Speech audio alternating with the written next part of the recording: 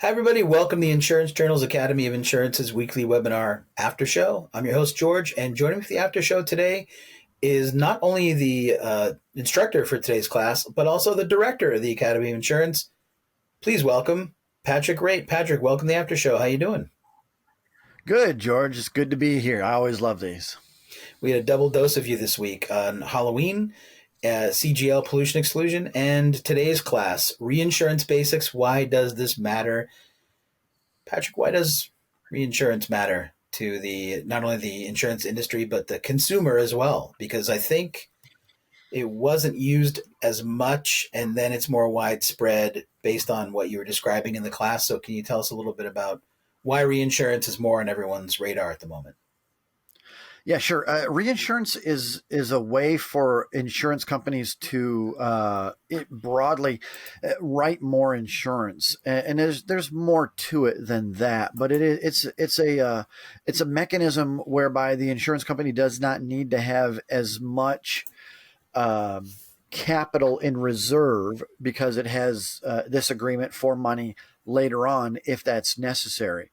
From the consumer standpoint, they don't notice any different. All they really care about is my stuff covered? Am I going to get paid when something happens? But the reinsurance is what allows many insurance companies to be able to do that effectively. So you broke down reinsurance into two, well, not just you, but in the class, you explained that reinsurance can be broken down into facultative reinsurance and treaty reinsurance. Am I pronouncing facultative factually? Facultative. Facultative? Come on. Yeah. All right, facultative. All right, well, you're the I director. don't know. Facultative. I'm not an English Facultative. major. I'm a theology major. Facultative. Yeah, it's not facultative. Sorry. Facultative reinsurance and treaty reinsurance.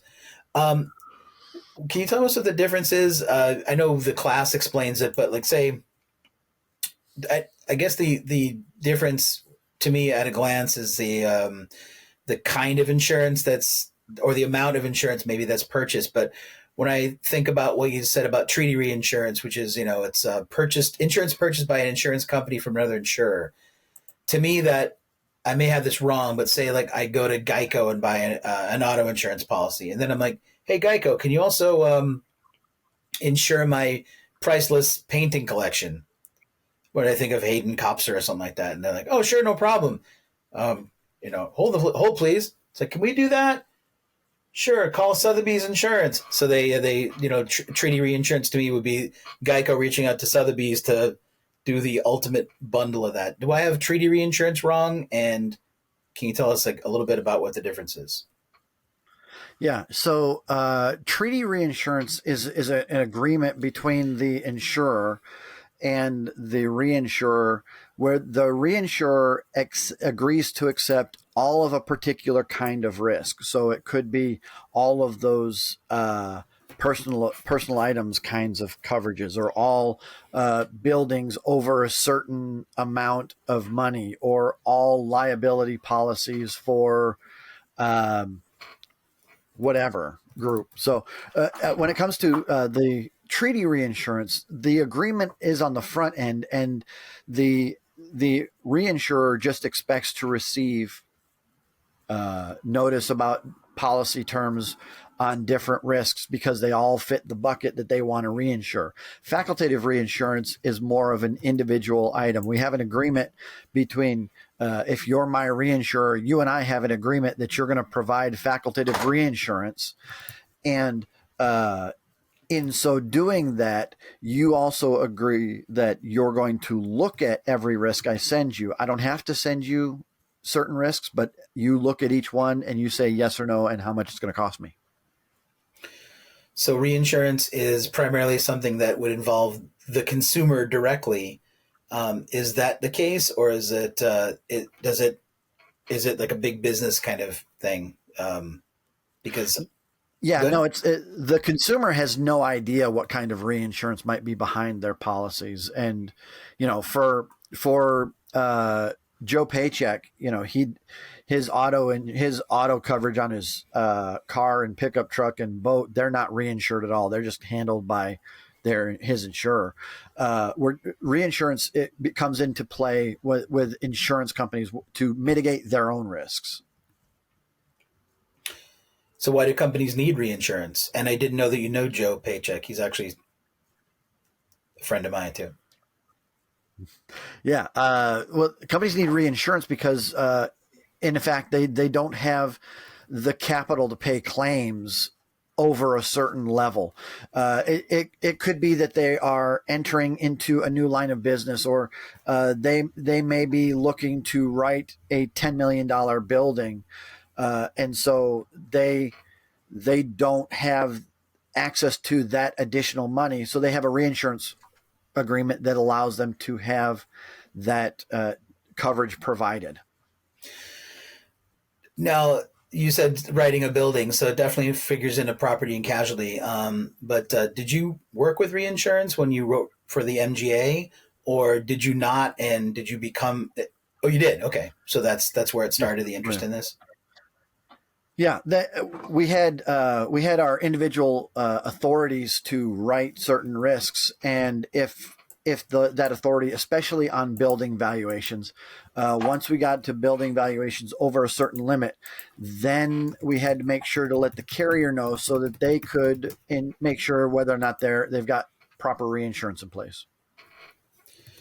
Got you. And why do you? It's because you normally teach like the CGL kind of classes, the commercial property master classes, and you teach stuff like essential insurance terms and concepts. Excuse me, and you can't read insurance policies like anything else.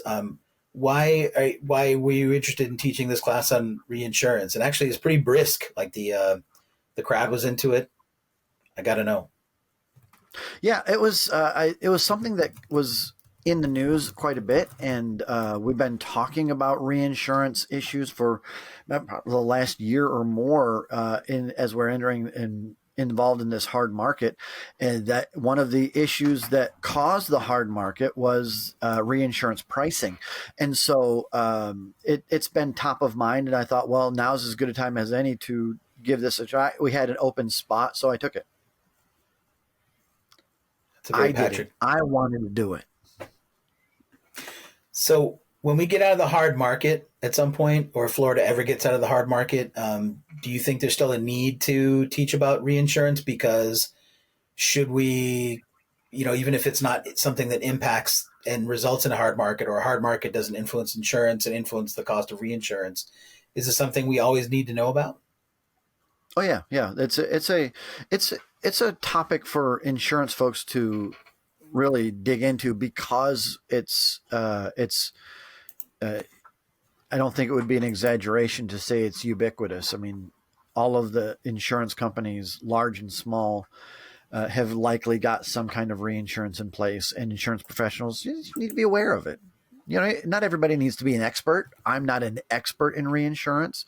I have a understanding, but it's useful to know. I have one last question, and that is, I know that we are talking about doing a year-end after show to discuss the year that was, and ideally the year that will be. And this is your last class for the year, I think, that you've offered us. How do you feel at this point? And do you think you're going to try to grab another? I know Casey Roberts talked about a Christmas class, a Christmas liability. And that's not on the schedule. Do you think we're going to? Have we heard the last of Patrick Rate in 2023? Oh, that's a good question. I don't know. I don't have anything in my hopper to create or just to dust off and put up there for sometime this year. That doesn't mean that we can't do it. I just don't have it right off the top of my head right now. Why, do you got an idea, George? You want me to do something real quick? Well, no, I think we talked to Casey Roberts about Christmas liability, so I think that might be fun if we do something. Casey, if you're listening, call us, because he doesn't have anything for the rest of the year either. But no, I'm good. I just wanted to ask if this is the last we've seen of you this term, the academy. It's the last of my academy classes for this year, but we'll be back in January and get some more stuff on the calendar here soon. So I guess that wasn't my last question. Let me just ask you one more quick question. So on the 16th, we're not having a class next week, but the 16th, hidden hazards and premise liability claims, Crystal Ebelhair. Can you tell us what we're going to look forward to with Crystal's next class? So first, we have the triumphant return of Crystal to the Academy fold. It's been a while. She's had to take some time away from us, so we're glad to have her back with us. And she's going to dig into some of the issues surrounding premise liability. And we all know that's the liability that's generated when we have a place for people to go. From a simple standpoint, that's the slip and fall that happens in the grocery store kind of thing. So I'm sure that she's going to talk about more complex issues than that, but that's the basis of it. So if you have any questions about premises liability, that's the one to come to. Absolutely. Patrick, thanks for availing us of your time. Really appreciate it. And thanks for the class today. And we will talk to you soon. On behalf of our instructor and the director of the Academy of Insurance, Patrick Wraith, this is your host, George, saying thanks, everyone, for coming to the after show. We will see you next time. Take care of yourselves. Have a great day. Bye, everybody.